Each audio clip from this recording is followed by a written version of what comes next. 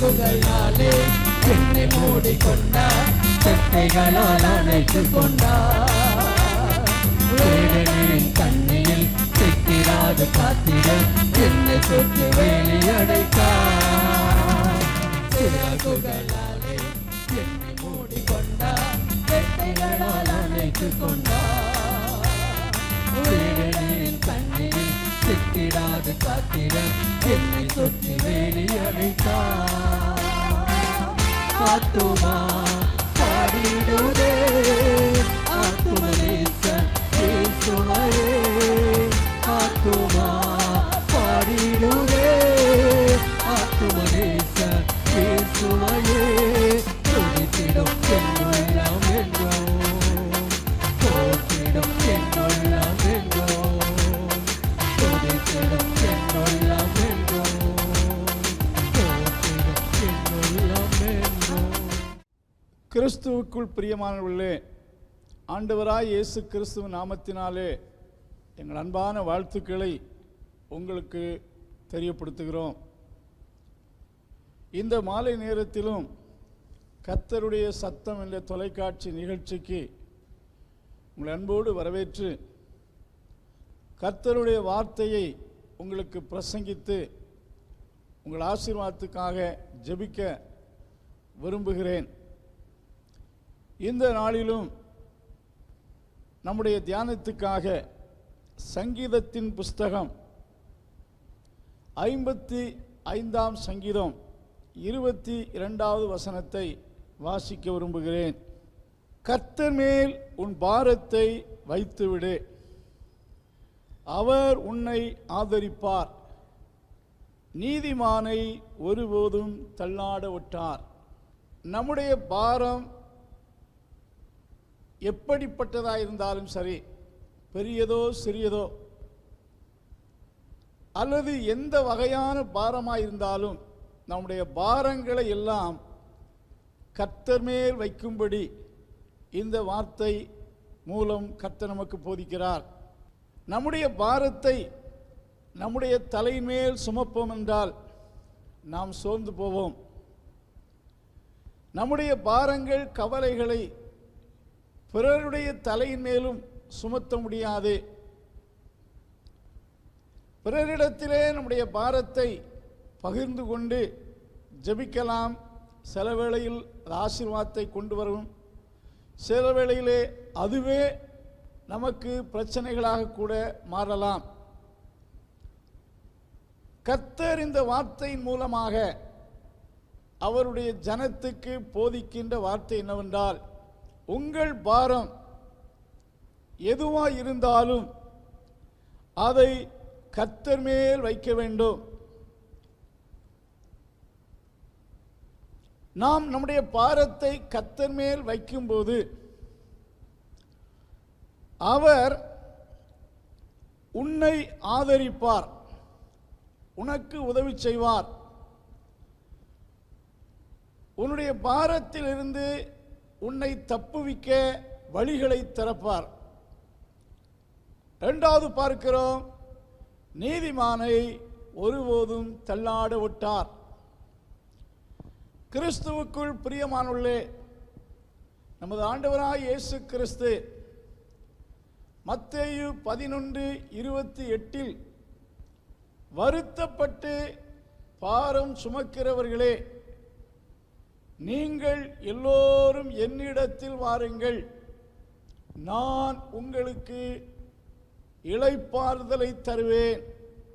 என்னிடத்தில் வாருங்கள், நான் உங்களுக்கு இளைப்பாறுதலையும் உங்கள் பாரத்தில் இருந்து ஒரு விடுதலையும் கொடுப்பேன் என்று அறைகூவல் விட்டு ஜனங்களை அழைத்ததை பார்க்கிறோம்.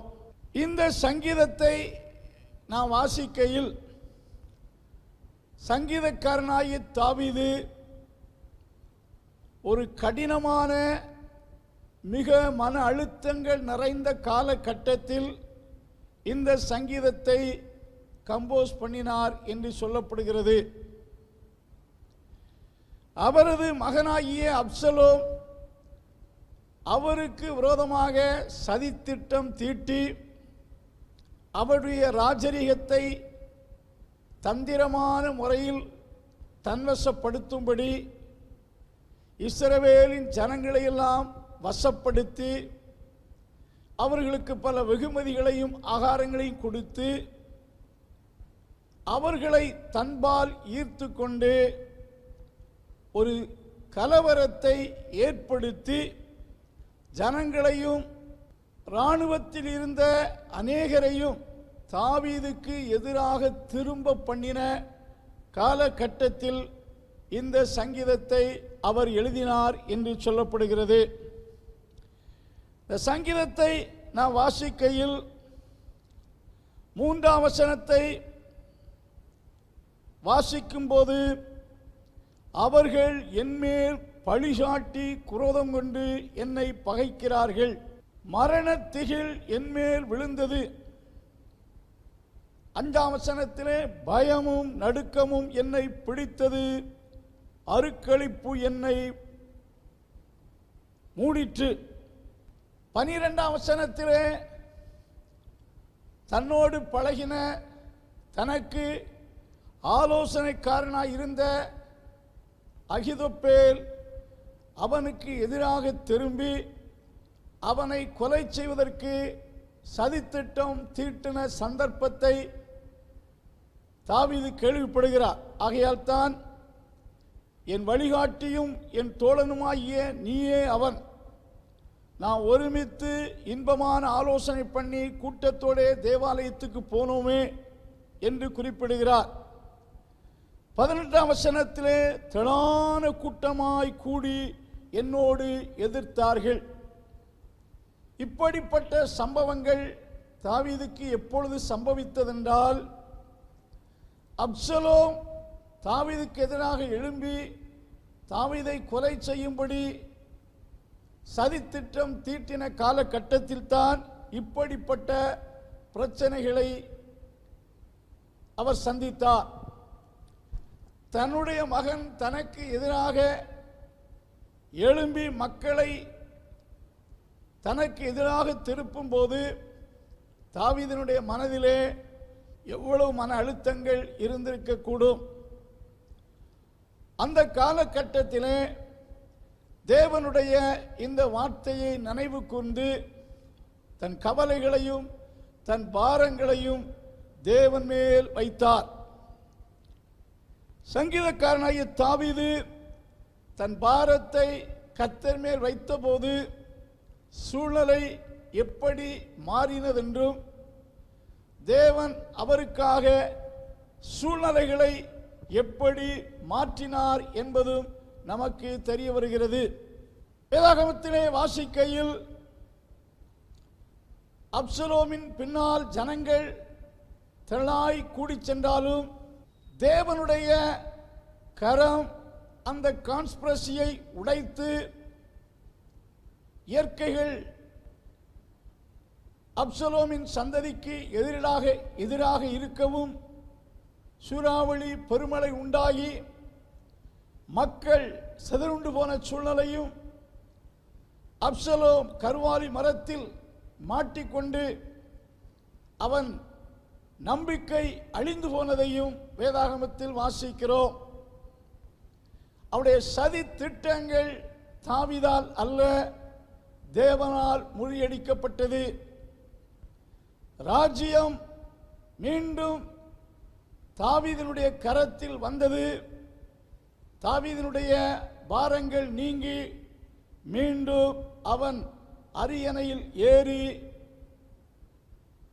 ஜனங்களுக்கு ராஜாவாக இருந்தார் என்று சொல்லப்பட்டிருக்கிறது. அந்த சூழ்நிலையிலே தன் பாரத்தை கர்த்தர் மேல் வைத்த தாவீதை கர்த்தர் ஆதரித்தார். அவர் தள்ளாடி போக விடவில்லை. ஆண்டவராகிய கர்த்தரிடத்தில் நம்முடைய பாரத்தை வைக்கும் போது, நாம் ஒரு காரியத்தை செய்யும் போது தேவன் நமக்கு 2 காரியத்தை செய்வதாக இந்த வசனத்திலே வாக்கு பண்ணியிருக்கிறார். நாம் சில வேளையில் நம்முடைய பாரங்கள் கவலைகளை கர்த்தரிடத்தில் கொடுக்கிறோம். ஜெபத்தின் மூலமாய் தெரியப்படுத்துகிறோம். ஆனாலும் மீண்டும் துக்கத்தோட அந்த பாரத்தை நாமே சுமக்கிறோம். கர்த்தர் மேல் உங்கள் பாரத்தை வைத்து விட்டால் அந்த பாரத்தில் இருந்து நீங்கள் முதலாவது ரிலீஃப் ஆகி வெளியே வந்து விடுவீர்கள். அதற்கு பின்புதான் கர்த்தர் அதிலே செயல்படும் விதத்தை நீங்கள் பார்க்க முடியும். நம்முடைய பாரத்துக்கும் நாம் சந்திக்கின்ற பிரச்சனைகளுக்கும் நம்மால் நாமே ஒரு சொல்யூஷனை உண்டாக்க முடியாது. அப்படி நம்முடைய அறிவினாலும் திறமையினாலும் உண்டாக்க கூடும் என்றால் அது முடியாத விஷயம். நாம் சந்தித்த பிரச்சனைகளுக்கு நாமவே ஒரு பரிகாரத்தை உருவாக்க முடியாது. நம்முடைய தேவனே நம்முடைய பிரச்சனைகளுக்கெல்லாம் பரிகாரியாகவும் பரிகாரமாகவும் இருக்கிறார். தேவனால் எந்த சூழ்நிலையிலும் நமக்கு உதவி செய்ய முடியும். பல நெருக்கமான பாரமான சூழ்நிலைகளை சந்தித்த மக்கள் தங்கள் பாரங்களை கர்த்தர் மேல் வைத்தபோது அவர்கள் சூழ்நிலையில் பெரிதான மாற்றங்கள் நடந்ததை வேதத்தில் வாசிக்க முடிகிறது. எஸ்தரின் காலத்திலே ஆமான் என்ற மனிதனுடைய சதி முயற்சியினாலே முழு யூத ஜனங்களையும் அழிக்கும்படிக்கு ராஜா கையெழுத்திட்டு 127 தேசத்திற்கும் இந்த தகவல் அறிவிக்கப்பட்டது. குறிப்பிட்ட நாளிலே சகல யூதர்களும் கொல்லப்பட வேண்டும் என்ற ராஜாவின் கட்டளை 127 தேசத்தின் மக்களுக்கும் அறிவிக்கப்பட்டது. இந்த செய்தியையும் இந்த ராஜாவின் கட்டளையும் கேள்விப்பட்ட மக்கள் மிகுந்த விசாரத்திலும் வேதனையிலும் பாரத்திலும் இருந்தார்கள். ராஜா போட்ட கட்டளையை ராஜாவே நினைத்தாலும் திரும்ப அதை மாற்றி அமைக்க முடியாது. அதுதான் அந்நாட்களின் ராஜாக்களின் அனுபவமாயிருந்தது. ராஜா முத்திரையிட்ட கட்டளையை அவர் நினைத்தாலும் மாற்ற முடியாது. அதைத்தான் தானியேலின் புஸ்தகத்தில் வாசிக்கிறோம். இங்கே ராஜாவின் கட்டளை ராஜாவின் முத்திரையிடப்பட்டு எல்லா மக்களுக்கும் அறிவிக்கப்பட்டது. அது ஒரு கடினமான சூழ்நிலை. எல்லாரும் பாரத்திலும் வருத்தத்திலும் இருந்தார்கள். ஆனால் அந்நாட்களிலே தேவ ஜனங்கள் தங்கள் பாரங்களையும் வேதனைகளையும் கர்த்தர் மேல் வைத்தார்கள். தங்கள் மேல் அல்ல, ஜெபத்தின் மூலமாய் தங்கள் பாரத்தை தேவனிடத்தில் தெரியப்படுத்தினார்கள். தேவன் பேரில் வைத்தார்கள். அதான் அர்த்தமாயிருக்கிறது. அவர்கள் தங்கள் பாரமான சூழ்நிலையை யெகோவா கர்த்தர் மேல் வைத்தார்கள். வைத்த அவர்களுக்கு தேவன் சகாயம் செய்தார். அவர்கள் தள்ளுண்டு போகவில்லை. அவர்கள் நிலை தடுமாறி போகவில்லை. வேதம் சொல்லுகிறது, காரியம் மாறுதலாய் முடிந்தது. தேவ ஜனங்களை அழிக்க சதித்திட்டம் செய்த ஆமான் மரித்து போனான். யாருக்காக தூக்கு மரத்தை உண்டாக்கினானோ அதே தூக்கு மரத்தில் அவன் தொங்கவிடப்பட்டான். ராஜாவின் கட்டளை மாற்றி எழுதப்பட்டது. நடந்த சம்பவத்தை வாசிப்பீர்கள் என்றால் அது தேவன் செய்தார். தங்கள் பாரத்தை கர்த்தர் மேல் வைத்த தேவ ஜனத்திற்கு தேவன் சகாயம் செய்தார். தேவன் வசனத்தின்படி நீதிமான்களை தள்ளாட விட்டார் என்ற வார்த்தையின்படி அவர்கள் தள்ளாடி போகாதபடி அவர்கள் அசைக்கப்படாதபடிக்கு கர்த்தர் அவர்களுக்கு சகாயம் செய்தார். அதுபோன்ற ஒரு பாரத்தை நீங்கள் சந்தித்திருக்கிறீர்களா? நம்முடைய பாரம் அன்றைக்கு அவர்கள் சந்தித்த பாரத்தை ஒப்பிட்டு பார்ப்போம் என்றால், நாம சந்தித்திருக்கிற பிரச்சனைகள், பாரங்கள் அவைகளோடு ஒப்பிட்டு பார்க்கும்போது ஒன்றுமே கிடையாது. ஆகிலும் குடும்பத்தை குறித்து, பிள்ளைகளை குறித்து, நம்முடைய தேவைகளை குறித்து சில சில பாரங்களை நீங்களும் நாம் சுமந்து கொண்டிருக்கிறோம். நம்முடைய பாரத்துக்கு நாமே பரிகாரி அல்ல. பாரங்களை கர்த்தர் மேல் வைக்கும்போது கர்த்தர் உதவி செய்கிறார். ஆண்டவராய் இயேசு கிறிஸ்து சீசர்களை பார்த்து சொன்ன வார்த்தையை நாம் லூக்கா சுவிசேஷம் 12ஆம் அதிகாரம் 22ஆம் வசனத்திலே, ஒன்றுக்கும் கவலைப்படாதிருங்கள், உங்கள் தேவைகளுக்காக ஒன்றுக்கும், டோன்ட் worry ஃபார் எனிதிங், ஒன்றுக்கும் கவலைப்படாதிருங்கள், உங்கள் தேவைகள் இன்னதென்று நான் அறிந்திருக்கிறேன். அதற்கு ஒரு எக்ஸாம்பிளாக சொல்லுகிறார். ஆகாயத்து பறவைகளை கவனித்து பாருங்கள், காகங்களை கவனித்து பாருங்கள், அவைகள் விதைக்கிறதில்லை, அறுக்கிறதில்லை, களஞ்சியத்தில் சேர்த்து வைப்பதும் இல்லை. ஆகிலும் உங்கள் பரமபிதா அவைகளை பிழைப்பூட்டுகிறார். காகங்கள், உலகம் முழுவதிலும் உள்ள காகங்களை எல்லாம்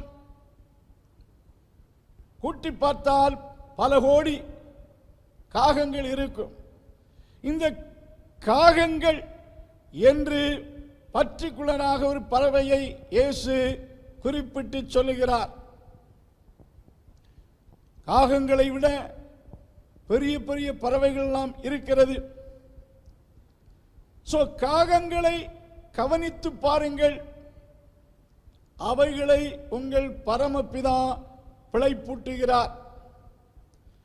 அதுபோல லீலி புஷ்பத்தை கவனித்து பாருங்கள், காட்டிலே யாருடைய பராமரிப்பின்றி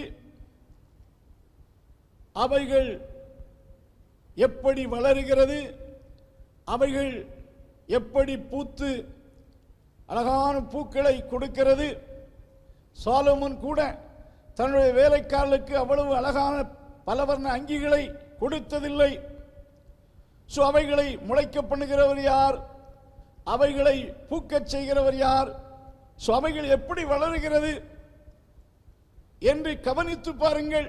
இவைகளெல்லாம் பார்த்துவிட்டு ஒன்றுக்கும் கவலைப்படாதிருங்கள். நீங்கள் கவலைப்படுவதினால் எவன் உங்கள் சரீரத்தின் அளவில் ஒரு இஞ்சி கூட்ட முடியும்? கூட்ட முடியாது. நீங்கள் கவலைப்படுவதினாலே ஒன்றும் செய்ய முடியாது. ஆகையினாலே உங்கள் கவலைகள், பாரங்களை கர்த்தர் மேல் வைக்கும்போது கர்த்தர் உங்களை விசாரிப்பார், கர்த்தர் உங்களுக்கு ஆதரவு செய்வார். எப்படி தாவீது தான் நெருக்கப்பட்ட சூழ்நிலையை, பாரத்தை கர்த்தர் மேல் வைத்தபோது எப்படி சூழ்நிலை மாறினது யோசித்து பாருங்கள். அந்த காட்டிலே யுத்தம் நடந்து கொண்டிருக்கும் போது பெரிய சுழல் காற்று, அந்த காற்று வீசாவிட்டால் அப்சலோமின் படை ஜெயித்திருக்கும். வேதம் சொல்லுகிறது, அன்றைக்கு பட்டயத்தினால் விழுந்தவர்களின் எண்ணிக்கை காட்டிலும் பெருங்காற்றினால் அடித்து கொல்லப்பட்டவர்கள், காடுகள் பட்சித்தவர்கள் அநேகர் என்று சொல்லப்படுகிறது. அங்கே இயற்கையில் ஒரு பெரிய சுழல் காற்றை அனுப்பி அவர்கள் சதிகள் முறியடிக்கும்படி செய்தார். ஆண்டவர் மேல் நம்முடைய பாரத்தை வைப்போம் என்றால் கர்த்தர் ஒரு பரிகாரத்தை செய்வார். எப்படி எஸ்தர் காலத்திலே ஜனங்கள் தங்கள் பாரத்தை கர்த்தர் மேல் வைத்தார்களோ, அதுபோல உங்கள் பாரம், பிள்ளைகளை பற்றி பாரப்படலாம், எந்த வகையான பாரங்களாக இருந்தாலும் கர்த்தரிடத்தில் வையுங்கள். ஒருவேளை கேட்கலாம், அவர்கள் கர்த்தர் மேல் வைத்தபோது உடனடியாக பரிகாரம் நடந்தது, நான் என் பாரத்தை கர்த்தர் மேல் வைத்தால் அப்படி சீக்கிரம் செய்யப்படுமா என்று கேட்கலாம். ஏனென்றால் கர்த்தர் காலத்தையும் சூழலையும் அறிந்தவர்.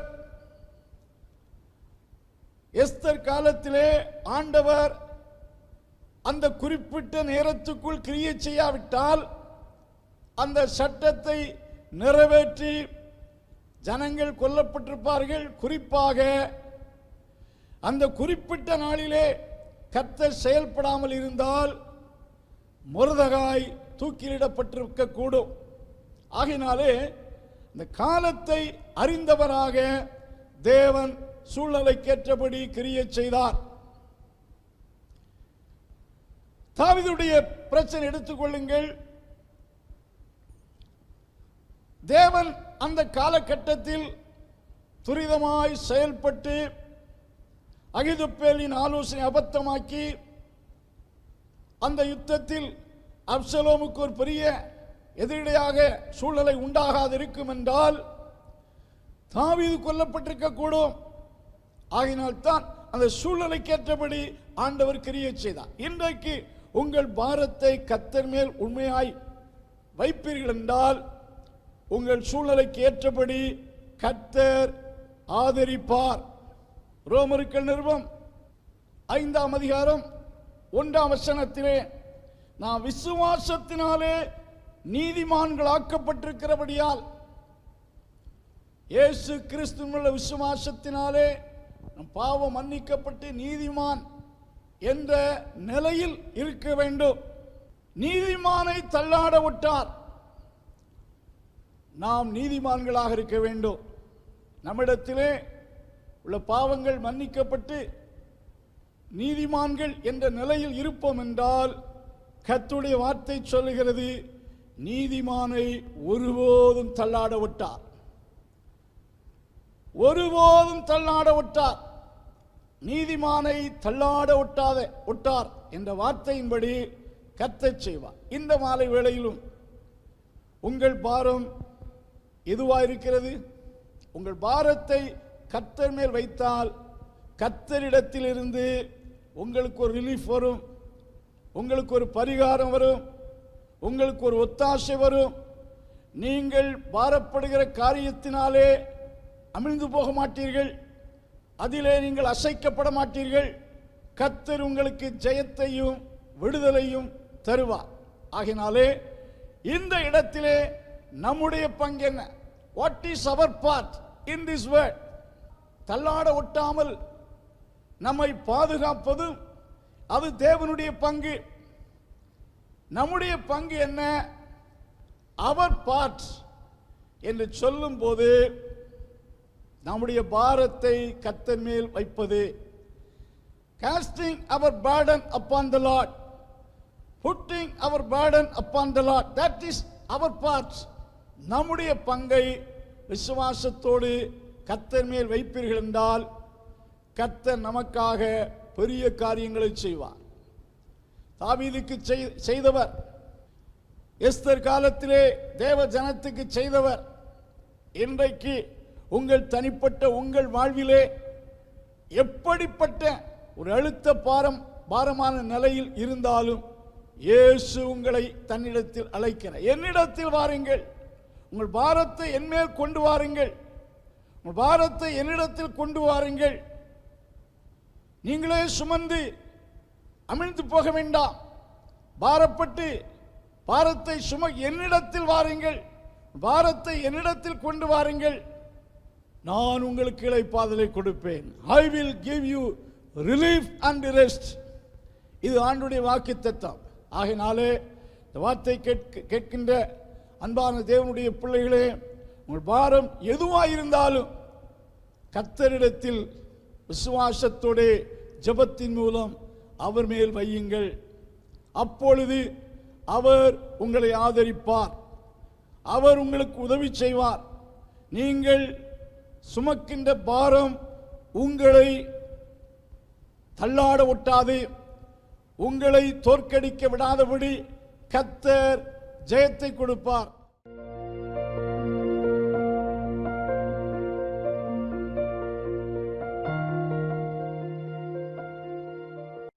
அன்புள்ள ஆண்டவரே, இந்த வார்த்தை கேட்டதான உமது பிள்ளைகளை ஆசீர்வதித்தருளும்.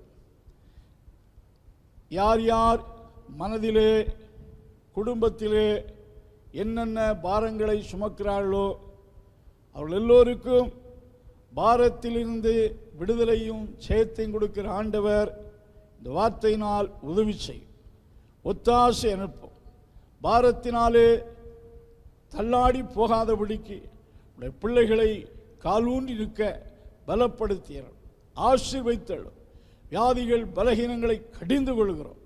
கர்த்தருடைய ஆசீர்வாதம் உடைய பிள்ளைகளின் குடும்பத்தில் இயேசுவின் நாமத்தில் உண்டாவதாக. இயேசுவின் நாமத்தில் ஜெபங்களும் நல்ல பிதாவே, ஆமென். Praise the Lord. தேவனுடைய பரிசுத்த நாமம் மகிமைப்படுவதாக. நப்தலி சண்டே ஸ்கூல் புக்ஸை உங்களிடத்தில் அறிமுகப்படுத்துறதுல ரொம்ப சந்தோஷப்படுறோம். முழு வேதாகமத்தையும் 12 வால்யூமாக பிரிச்சிருக்கிறோம். ஒவ்வொரு வால்யத்துலேயும் 30 லெசன்ஸ் இருக்கும். அந்த ஒரு புத்தகம் ஒரு குழந்தைக்கு ஒரு வருஷத்துக்கு போதுமானதாக இருக்கும். இந்த புத்தகத்தில் அந்த வேத பகுதி கொடுத்துருக்கோம், அதனுடைய அந்த பாடத்தினுடைய நோக்கம் கொடுத்துருக்கோம், அதில் மெமரி வர்ஸ் கொடுத்துருக்கோம். நீங்கள் ஜூனியர் சீனியர் கேட்டால சொல்லி கொடுக்கறது போல் சில இடத்துல ஸ்பிளிட் பண்ணி கொடுத்துருப்போம் ஜூனியர் சீனியர்னு, சில இடத்துல ஜூனியருக்கு மட்டும் கொடுத்துருப்போம், பெரியவங்களுக்கு முழு வசனத்தை நீங்கள் சொல்லி கொடுத்தலாம். கலரிங் பேஜ் இருக்குது, ஏன்னா எல்லா ஏஜ் குரூப்புக்கும் கலர் இஷ்டம் இருக்கிறதுனால கலரிங் பேஜஸ் இருக்குது. அதே போல் question answer, fill ups, match of following, அப்புறம் சூஸ் த கரெக்ட் ஆன்சர், இந்த மாதிரி எல்லா ஆக்டிவிட்டீஸும் ஒவ்வொரு பாடங்களுக்கும் வேறு வேறையாக கொடுத்துருக்கோம். நீங்கள் 9940937773 9940937773 இந்த நம்பருக்கு நீங்கள் வாட்ஸ்அப் பண்ணிங்கன்னா, உங்களுக்கு புக்ஸ் வேணும்னு நீங்கள் மெசேஜ் பண்ணிங்கன்னா உங்களுக்கு ஆர்டர் ஃபார்ம் அனுப்பித்தரோம். அந்த ஆர்டர் ஃபார்மில் நீங்கள் அனுப்பும்போது உங்களுக்கு அதை நாங்கள் அனுப்பித்தர ஆயத்தமாக இருக்கிறோம். இந்த புத்தகம் ஆங்கிலத்திலும் நம்மிடத்தில் இருக்கிறது. எல்லா விதங்களிலும் இது பிள்ளைகள் கர்த்தருடைய வசனத்தை நன்கு கற்றுக்கொள்ளவும் தேவனுக்காக பயன்படவும் இது கண்டிப்பாக வசதியாக இருக்கும் என்று விசுவாசிக்கிறோம். தொடர்ந்து ஜெபித்துக் கொள்ளுங்கள்.